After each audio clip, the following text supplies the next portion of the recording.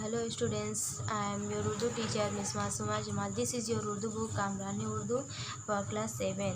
So student, this is your first chapter.